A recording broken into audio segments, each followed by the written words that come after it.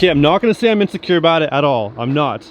But someone did mention in the comments that this looks like a Barbie truck. And, well, you're not wrong. There's a big difference between this chrome rose gold and this chrome rose gold. I haven't had the best weather in Southern California lately. It's been all overcast and gloomy, so I haven't had a chance to see the chrome rose gold from Vivid in the direct sunlight yet.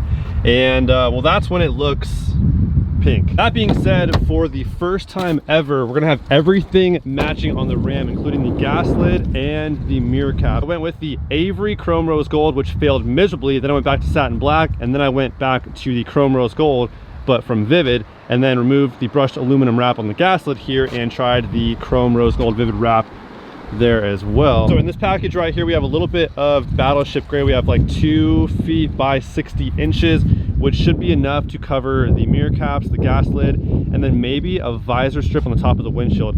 That's been growing on me, so I'm gonna try that out. If we have enough, we'll do it, we should. Matter of fact, since we're outside right now in the direct sunlight, that is probably the best time to go ahead and remove the chrome rose gold. So let's get to it.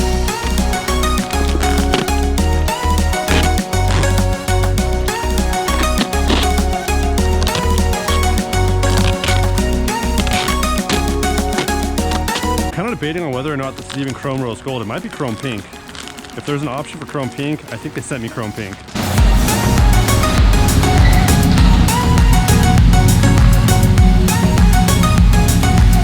And whoa. In package number 1, a fresh roll of the satin Battleship Gray. So I bought 24 by 60 inches. That's 2 by 5 feet. I didn't buy this with the intent of doing the visor strip. Probably have about a foot left for the windshield, which honestly is probably plenty. So yeah, let's measure. 12 inches on the windshield is way more than I thought it'd be. What I'll do is cut this exactly in half, so we have 12 inches split by 60.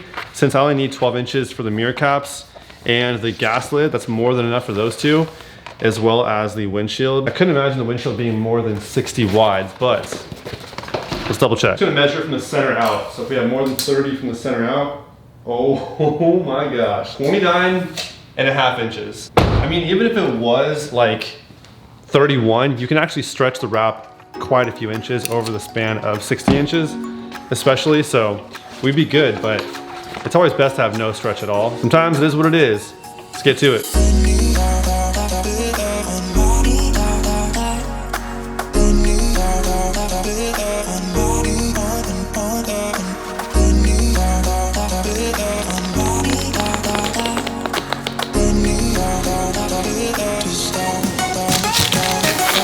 Speed the process up on this one just a little bit, and there we go.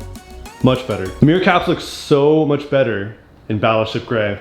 So now it's time for the visor strip. I've already measured 8 inches from the top of the glass. I feel like that's probably the perfect place to put it, being that wherever I have the vinyl wrap, it's gonna completely impair my vision, and it's mostly for looks. So 8 inches is probably the right spot. I'm curious though how it's gonna look with some Battleship Gray right here, because I'm kinda gonna lose that consistent flow of black from the windshield onto the back window by putting that strip right there and breaking it up. So I don't know, we'll see, but we have the material, so why not? Let's do it.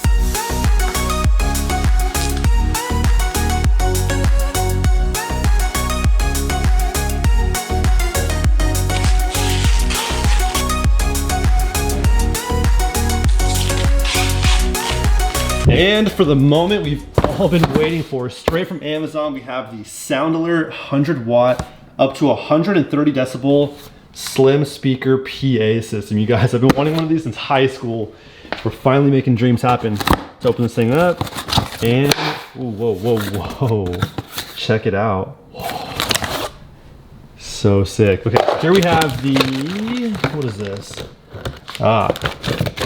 This goes inside the truck. So this is the little, oh my gosh, this thing feels so nice. Siren, horn, yelp, volume.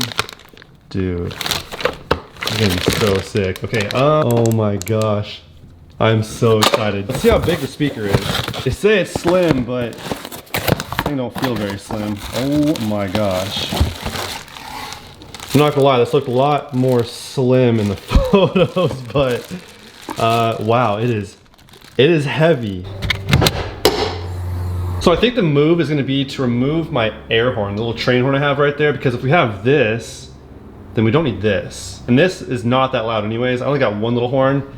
I wanted 2 or 3 more, but yeah, we have this. So I think this, if this goes, we can fit this right here. I want to put it somewhere in here, but I think I have to go from the bottom of the engine bay on up because this area right here is a little bit tight, but I'll focus on that part afterwards. The first thing I want to do is run the wires from the inside of the truck to the engine bay through the firewall. This looks like an absolute mess of wires, but it's really not that bad. This is for the horn override. We're not using that. We're just using this wiring harness right here. So this plugs into this box here, and then we feed these wires through the firewall. But the only ones that we're using, I believe, are the 2 green wires. And those 2 green wires go into these 2 green wires connected to the speaker. That leaves yellow, blue, red, and black. The yellow and the blue one are for optional power sources. The red and the black one, the red's power and the black is ground. It didn't come with an inline fuse tab, so I have to wire one in. That's pretty much it. All right, so now I gotta figure out where the access is into the cab of the truck. Right below this harness right here, I believe that's the throttle control right there. But there's plenty of room for more wires. So I'm just gonna push the wires right through that little grommet right there. So right here, this little door opens right up, and we can just pull the wires right through. Didn't have to even cut anything. All right, so first thing I did was wire up the inline fuse tap to the positive battery terminal, loosen that up with a 12 mil. There's no fuse in here quite yet, so this isn't hot. I'm gonna go ahead and wire up the red wire to our fuse tap. There's a very short list of things that I hate more than being in the middle of a project and having to put it down because you need to run to the store for some material. So that's what we're doing right now. I gotta say, it feels bad. So I just left Walmart. I had to come down here to grab a couple things that I was short on. I'm not usually doing electrical kind of stuff. I actually hate doing electrical stuff. I hate wires and touching on batteries and all that type of stuff. I had to come down and grab some heat shrink splice connectors, as well as a stripping tool and crimper. So we got what we need now, we're good to go. And sanitize those hands, keep these on deck. And we are back. So the next thing I wanna do is find a place to mount up the actual speaker. I found a place right down here. I'm gonna mount it right there on the subframe. So I gotta drill some holes into that so I can mount this thing up. I found a way to get it down there too, so I can't fit it in this open area between the fuse box and the window washer tank.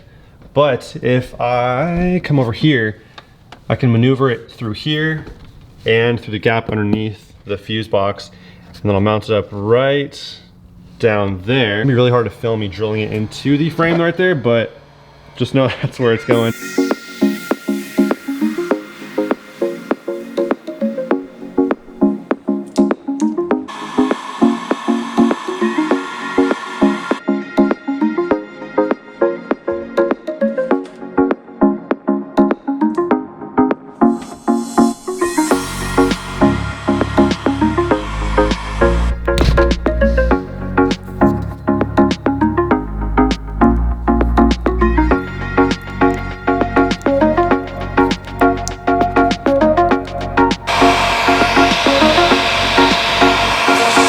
So the 2 green wires that power the speaker box are all wired up, and then the power wire is hooked up as well. There's no fuse in it yet, so the wire is not hot. The next is the ground wire, which we're gonna wire up right there where the other stuff is grounded. I'll probably just pull these 2 wires back into the cab and zip tie them up, call it a day.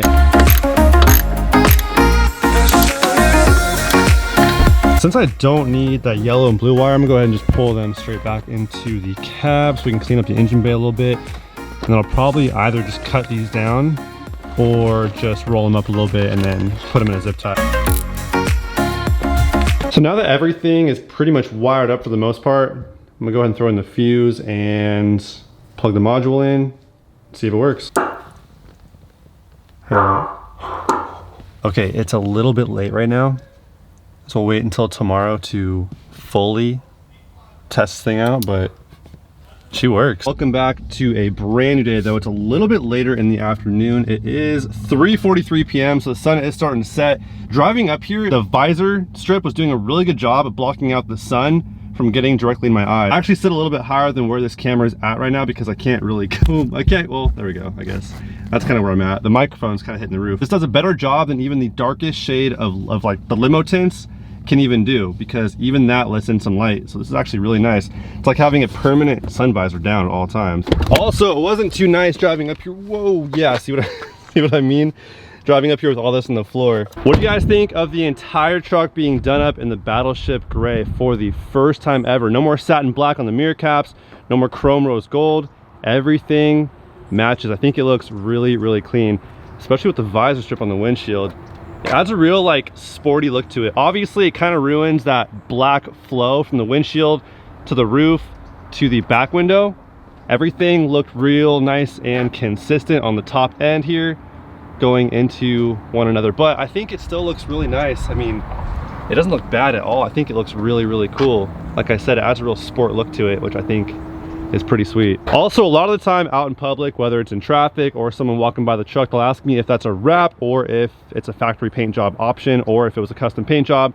Either way though, maybe this might help answer some questions out and about, because obviously if this was a paint job, I wouldn't have a matching visor strip on the windshield. So yeah, there's that. Now I gotta figure out a good place to put this thing that's not in my way. So I'm gonna assume probably the left side right here. Obviously not over here because that's where the pedals are at, but I think I'm about to hack this system. Now, I don't know if this will work for sure, but it might. So we have this screw right here holding on this entire plate right here.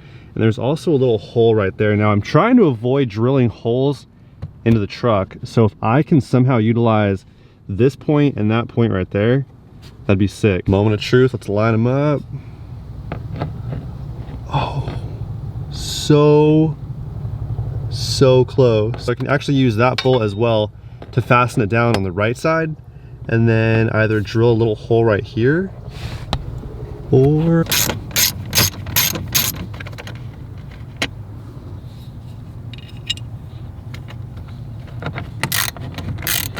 might be a little too far for a screw, but we have zip ties. Oh yeah, that's going nowhere. Are you kidding me? That's perfect. I'm gonna throw 2 in just in case. That thing's going nowhere.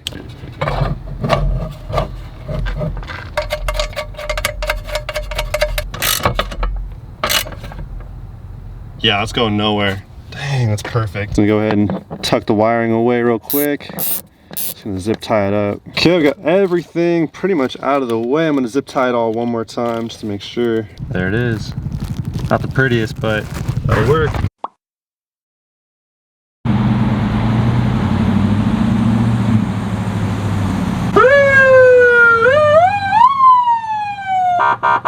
Oh, hey guys. Hope you can hear me okay. Testing, testing, 1, 2, 3. A testing. 1, 2, 3. Turn left, turn right, turn left, turn right. There's my right, there's left, right, left. Yeah. Alright, so we have this like siren function. The horn. And then there's like this yelp. That sounds like a car alarm. And the whale option. Let's run through all the settings real quick. We have siren right here, which actually kind of, if you tap it, it just does that. If you hold it,